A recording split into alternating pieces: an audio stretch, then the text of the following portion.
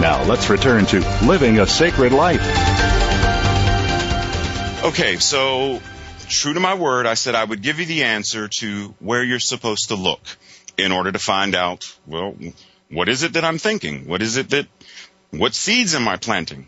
Well, you simply look at all 6 areas of true prosperity or abundance. You look at the physical, the mental or intellectual, the emotional, the relational, the financial, and the spiritual. Those are in no particular order, just throwing them out there in the way they came to mind. Once again, physical, mental or intellectual, emotional, relational, financial, and spiritual. So when you look at the physical, you're looking at your actual physical appearance as well as the physical surroundings around you. For example, if you live in a house or you work in an office and you're surrounded by clutter, or I don't know, I think it's on A&E or something, the show called Hoarders. If you're surrounded by that or any sort of debris, you can't find anything because there's a mess. I mean, your physical environment is just, it's clutter. Well, clearly, your physical environment is simply outpicturing the chaos and the clutter that's going on in your mind. Now, I know that may be hard to swallow, it may be hard to accept, but if you sit back, relax, and once again, are neutral and take that in, then you'll understand that at the moments when your mind is most chaotic, your outside world starts to look chaotic as well. Now, the body. If you notice your body is overweight or you experience migraines, as I once did as a child daily, then it might serve you as well to determine or assess what's going on within your mind that is manifesting physically as excess body weight or as the pain from migraine headaches.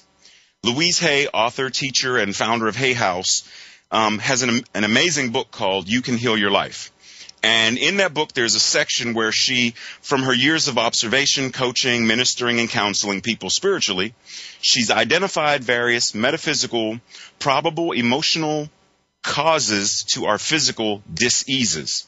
For example, excess weight, according to Louise and many other great teachers, is probably, or most probably, a physical outpicturing of fear, a need for protection, running away from your feelings or insecurities, having feelings of self-rejection, and a huge need for or seeking of fulfillment. Now, she goes on to give an affirmation that will help to sow new seeds into the mind so that you shift in consciousness and therefore shift physically. The affirmation is, I am at peace with my own feelings. I am safe where I am. I create my own security. I love and approve of myself. So you see, everything begins in mind. And by changing the way we think and thus feel, we change the quality of our lives. Now, last week I mentioned a young man, Nick Vujicic, and please forgive me if I'm mispronouncing his last name, that if you didn't look him up then, I really encourage you to go either to his website or look for him on YouTube. His website is www.lifewithoutlimbs, L-I-M-B-S, limbs.org. And check out some of his videos under the media section. He is an extremely inspirational and a clear example of what I'm talking about how your perception affects not only your life, but the lives of other people as well. Second thing, mentally or intellectually, do you find your thoughts not cooperating? I mean, do you find it a challenge, let's say, to remember dates or to remember the names of people? Do you affirm that you're no good at names? Do you affirm that you're no good at math, or you're no good at grammar, you're no good at learning, or any other intellectual pursuit? Do you affirm that you can't do something? Because if you speak of what you don't have and you speak of what you can't do, what do you expect to manifest? I mean, if you constantly refer to people talking about science, philosophy, or spirituality as talking above your head, how will you ever be able to understand or engage in conversation with them? You know, had Les Brown, the motivational speaker, had Les continued to affirm that he was educably mentally retarded, as he was labeled in school, would Les Brown have been able ever, would he ever have been able to achieve what he has? No. It's not possible for an eagle to fly as long as the eagle believes it's a chicken. So, next, relationally. Look at the relationships you have with people around you. And I don't just mean the people that you know personally. I mean all people. The cashier at Walmart, the bus driver who drops you off at work, the receptionist who you greet or don't greet on your way into work. I'm talking about every single person, whether you know the homeless man on the corner. I'm talking about relationships with every single person. Look at them. Do you notice people pushing your buttons? How many of your buttons are being pushed? And what are they? Do you get along with your parents, your siblings, your husband or wife, or your children? You know, every person that you encounter is a divine angel sent or manifesting to assist you, to assist us in stepping into our next level of greatness. Speaking about buttons and pet peeves, does the way your friend chews his or her food bother you? Why? It's not really her chewing that's bothering you. Her chewing is showing you something very specific or key about you. Just like someone who bites their nails. Does that push your buttons? What about people who shuffle their feet as they walk? Do you ever find yourself wanting to tell them, pick up your feet? You know, I could go on with pet peeves and buttons because God only knows that I myself have a couple of them that every now and then get pushed. And I have to remind myself, Reverend Dr. Anderson, this is not very spiritual of you. You might really want to take a moment and say Om, Shanti Om, and Namaste and pray about it, because you're letting these people annoy you, and it's never them. You know, oftentimes, and it doesn't bother me as much, but I used to really get annoyed by people who don't use turn signals. Or, and I don't know, that might be you, but what about people who don't use turn signals or people who lie? I remind myself that it's my choice whether or not I give my peace away. It's my choice. No one can take it from me. It's an amazing thing that I love. Viktor Frankl, author, psychologist, who was in concentration camp in Hitler's Germany, and he realized at some point while the Nazi guards were killing the Jews and abusing them, and he realized the Nazis can take my physical life. They can play a part in that. But they can never take my freedom. They can never take my peace of mind. No matter what they do to me, I determine if I give that to them. And I'm not giving it to them. But how many of us in our regular everyday lives, this man did this in a concentration camp where people were being ushered to waterless showers and ovens. And he was able to declare such power that he knew he was the master of his fate. He knew that he was the captain of his soul. But here we are, riding the bus, getting mad, blaming other people. We always want to say, it's not me, it's them. He did it, she did it. It's their fault. It's never their fault.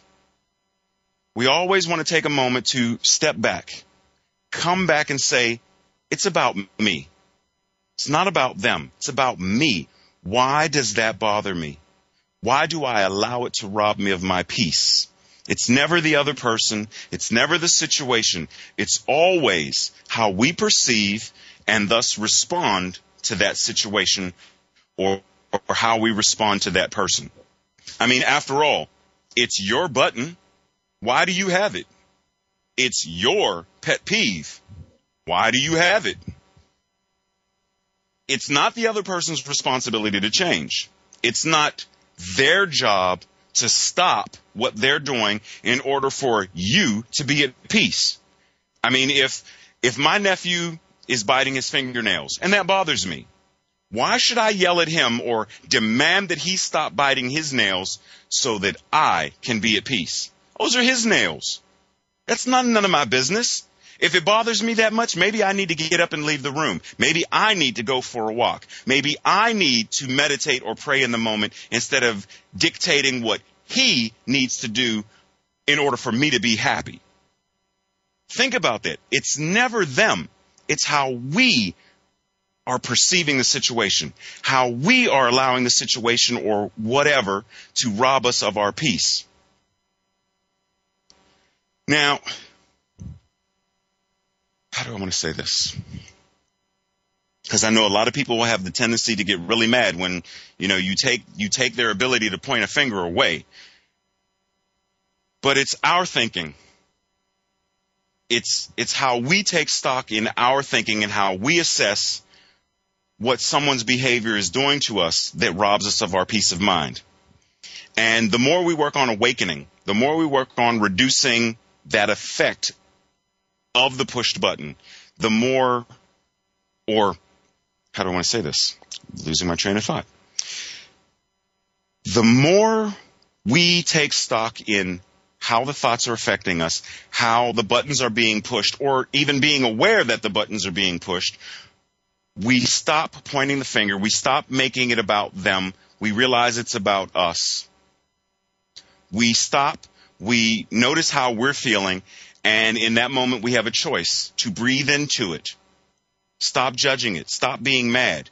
And often the simple act of noticing it, being mindful of it, and not resisting the feelings is the exact thing that assists us in restoring peace.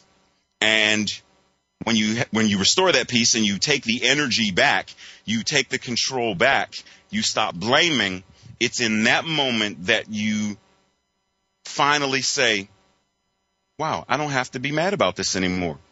I remember when that used to really, really, really annoy me, and it doesn't annoy me anymore. Wow.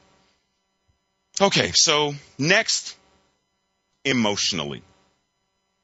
Do you rely on others, or do you rely on an outside situation or event to, quote unquote, make you happy? I mean, one of the things I mentioned earlier about my nephew biting his fingernails, do I want him to stop so that I can feel peace, so that I don't have to listen to that chop, chop, chop, or whatever it is that specifically bothers me?